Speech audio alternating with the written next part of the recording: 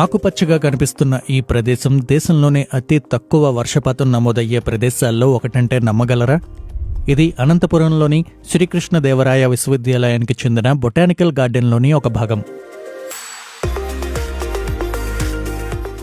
నీటి ఎద్దడి ఎక్కువగా ఉండే ఈ ప్రాంతంలో ప్రయోగాత్మకంగా మియావాకీ తరహా అడవిని పెంచే ప్రయత్నం చేసి చూపారు ఆ university botanical garden director professor Raviprasadarao. జపాన్లో మొదలై ప్రపంచమంతా వ్యాప్తి చెందిన మియావాకీ తరహా మొక్కల పెంపక విధానాల్లో అనంతపురం ప్రాంతానికి తగినట్టుగా మార్పులు చేశారు ప్రొఫెసర్ రవిప్రసాద్. దీని వెనుక దాదాపు 6 ఏళ్ల కృషి ఉంది. ఈ మియావాకీ అడవే కాకుండా మొత్తం బొటానికల్ గార్డెన్ అంతా వైవిధ్యభరితంగా రూపొందించారు. రాయలసీమలోని అనంతపురం అతి తక్కువ వర్షపాతం నమోదయ్యే ప్రదేశాల్లో ఒకటిగానే తెలుసు. కానీ ఇటువంటి చోట్ల కూడా ఇలా దట్టంగా కనిపించే మియావాకీ తరహా అడవుల్ని పెంచే ప్రయత్నం చేస్తోంది అనంతపురంలోని శ్రీకృష్ణదేవరాయ విశ్వవిద్యాలయంలోని బాటనీ డిపార్ట్మెంట్. మీరు ఇటు చూస్తే కనుక దీన్ని ఫైకటోరియం అంటారు, ఇటు చూస్తే నక్షత్రవనం అంటారు, ఇలా చూస్తే కనుక వైల్డ్ ఆర్నమెంటల్ ప్లాంట్స్కి సంబంధించిన వనం కనిపిస్తుంది. ఒక మియావాకీయే కాకుండా ఇలాంటి అనేకమైనటువంటి వనాలని ఇక్కడ పెంచే ప్రయత్నం చేస్తున్నారు. సాధారణంగా ఇక్కడ వానలు తక్కువ, అలాగే నీటి ఎద్దడి ఉంటుంది. కింద నేల చూస్తేనేమో కొంత తవ్వగానే బండరాళ్ళు వస్తాయి. ఇటువంటి చోట్ల ఇన్ని వనాలను వాళ్ళు ఎలా పెంచుతున్నారు తెలుసుకునే ప్రయత్నం చేద్దాం. ప్రొఫెసర్ రవిప్రసాదరావు 2013లో ఈ క్యాంపస్లో నర్సరీ ప్రారంభించారు. ఏపీ మెడిసినల్ ప్లాంట్ బోర్డు ఆర్థిక సాయంతో మోడల్ నర్సరీ ప్రోగ్రాం కింద బొటానికల్ గార్డెన్ మొదలుపెట్టారు. 2017 నాటికి దీన్ని 3 ఎకరాలకు విస్తరించారు. 2018లో ఏపీ గ్రీనరీ కార్పొరేషన్ సహకారంతో మియావాకీ ప్రాజెక్టు మొదలైంది. 2019లో 17.5 లక్షల రూపాయలతో పనులు మొదలయ్యాయి. 1980లలో జపాన్లో మియావాకీ అకీరా అనే వ్యక్తి ఈ తరహా ప్రయోగం చేశారు. పారిశ్రామిక ప్రదేశాల్లో, బాగా దెబ్బతిన్న అటవీ ప్రాంతాల్లో, కొండ ప్రాంతాల్లో, అలాగే నగరాల్లో దట్టంగా మొక్కలు పెంచడానికి ఉద్దేశించినది ఈ ప్రయోగం. అయితే అనంతపురంలో ఈ మియావాకీని ఉన్నదున్నట్టుగా కాకుండా కొంచెం మార్చారు. ఈ మియావాకీ ప్లాంటేషన్ని మనం కస్టమైజ్ చేసుకోవాలి. మనం అంటే జపాన్ సైంటిస్ట్ చెప్పినట్టుగానే ఇక్కడ అదే ప్రిన్సిపల్స్ 100% మనం అప్లై చేయకూడదని నా ఉద్దేశం. 50 సెంటీమీటర్స్కి ఒక చెట్టు అని చెప్తారు. అయితే ఇది అరిడ్ జోన్ కాబట్టి కొంచెం నీటి ఎద్దడి ప్రాంతం కాదు, అది మంచిది కాదేమో అనిపించి 1 మీటర్ డిస్టెన్స్తో అంటే 3000 మొక్కలు పెట్టాల్సిన దగ్గర 1534 మొక్కల సంబంధించిన ఆ గుంటలన్నీ కూడా తయారు చేశాం. ఇది నేటివ్ స్పీసీస్తోనే చేయాలి. ఒక 152 రకాల అడవి మొక్కలు, అంటే ఆంధ్రప్రదేశ్లో ఉండే అటవీ ప్రాంతంలో ఉండే మొక్కలు మాత్రమే. 1 ఇయర్ తర్వాత కొన్ని చెట్లు చనిపోవడం మొదలుపెట్టాయి.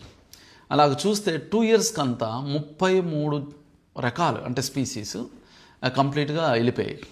అరౌండ్ మోర్ దాన్ 50 స్పీసీస్ అంటే 50 స్పీసీస్ చాలా 100% గ్రోత్తో ఉన్నాయి. ఇదైతే నాకు కొంచెం అద్భుతంగా అనిపించింది. 50 స్పీసీస్ అంటే మేము 30 పోయినాయని చెప్పాను మీకు, 120 అలాగున్నాయి. మేమేం చేసామంటే కొన్ని చెట్లు పోయినప్పుడు కొన్ని చెట్లు యాడ్ చేసాం ఒక 1 ఇయర్ లోపల. అలాంటి చెట్లు చాలా బాగా బతికే తర్వాత ఇలాంటివన్నీ చూస్తే మా దగ్గర ఇప్పుడు 144 స్పీసీస్ ఉన్నాయి మా దగ్గర మియావాకీలో. ఈ తరహా అడవులను ఏదో ప్రతిఫలం ఆశించి పెంచకూడదు అంటారు ప్రొఫెసర్ రవిప్రసాదరావు.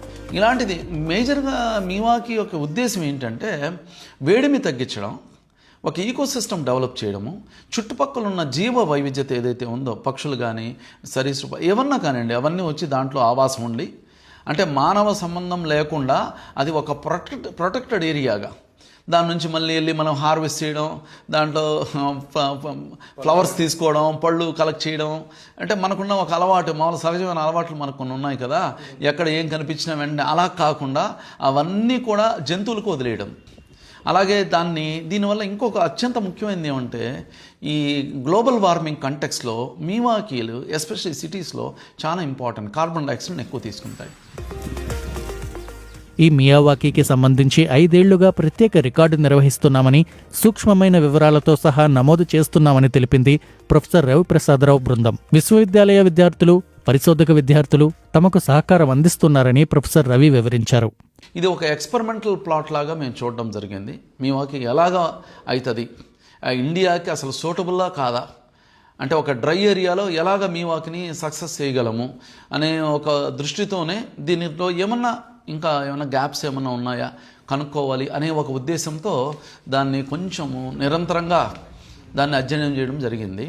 అంటే మియావాకీ ప్రారంభం నుంచి కూడా కార్బన్ విలువలు ఎంత ఉన్నాయని చెప్పి ఒక స్టడీ చేసాం. కార్బన్ సీక్వెస్ట్రేషన్ వాల్యూస్ అంటారు అవి. ఒక 5 సంవత్సరాల్లో ఒక 1 ఏకర్ మీవాకీలో 100 టన్నుల కార్బనాన్ని నిల్వ చేయొచ్చు. అంటే 100 టన్నులు అంటే దగ్గర దగ్గర 300 టన్నుల కార్బన్ డైఆక్సైడ్ తీసుకుంది అని అర్థం. అనంతపురం వంటి చోట్ల ఈ తరహాలో దట్టంగా చెట్లను పెంచడం ద్వారా ఇక్కడ వ్యవసాయ రంగంతో పాటు వాతావరణంపై కూడా సానుకూల ప్రభావం ఉంటుందన్నారు ఆయన. కేవలం మియావాకీ తరహా అడవే కాకుండా అనేక ఇతర మొక్కలను ప్రయోగాత్మకంగా ఇక్కడ పెంచుతున్నారు. ఫైకటోరియం, నక్షత్రవనం, ఆర్నమెంటల్ ప్లాంట్స్ కూడా ఇక్కడ పెంచుతున్నారు. విశ్వవిద్యాలయ ప్రాంగణంలో 12 ఎకరాల్లో ప్లాంటేషన్ ఉంది. కేవలం ఆంధ్రప్రదేశ్లో దొరికే 25 రకాల మర్రి చెట్లతో ఫైకటోరియంను ఏర్పాటు చేశారు. రాష్ట్రంలో దొరికే పెరిగే అన్ని రకాల మర్రి జాతుల చెట్లను ఒకే చోట చూడొచ్చు. హిందువులు విశ్వసించే జ్యోతిష్య శాస్త్రంలోని నక్షత్రాల ప్రకారం ఎంపిక చేసిన మొక్కలతో నక్షత్రవనం ఏర్పాటు చేశారు. 2010 ఆ టైంకి ఇక్కడ 6,000 నుంచి 7,000 చెట్లు ఉన్నాయి. కానీ ఈరోజు 22,000 చెట్లు ఉన్నాయి. అంటే 2015 నుంచి ఈ ప్లాంటేషన్స్ అనేవి యూనివర్సిటీలో స్టార్ట్ అయినాయి. అంటే ఒక 15,000 మొక్కల్ని ఇక్కడ నాటడం జరిగింది యూనివర్సిటీలో. 10 ఎకరాల ప్లాంటేషను, 3,000 పైగా చెట్లు ఉన్నాయి. అయితే దాంట్లో కొద్ది రకాల మాత్రమే పెట్టాము. ముఖ్యంగా ఫైకస్ రిలీజియోసా అంటే రావి చెట్టు అంటాం, అవి సుమారుగా ఒక 600-700 ఉన్నాయి. ఇలాంటిదంతా ఒక మంచి ప్లాంటేషన్ డెవలప్ చేశాం. అలాగే యూనివర్సిటీ అంతా కూడా ఈరోజు సస్యశ్యామలంగా ఉంది. అంటే ఈరోజు ఎస్కే యూనివర్సిటీలో 1,200 రకాల మొక్కలు ఉన్నాయి. అంటే ఒకనొకప్పుడు యూనివర్సిటీలో 10% కవర్ ఉండేది. ఈరోజు దగ్గర దగ్గర 30% వరకు వచ్చాం.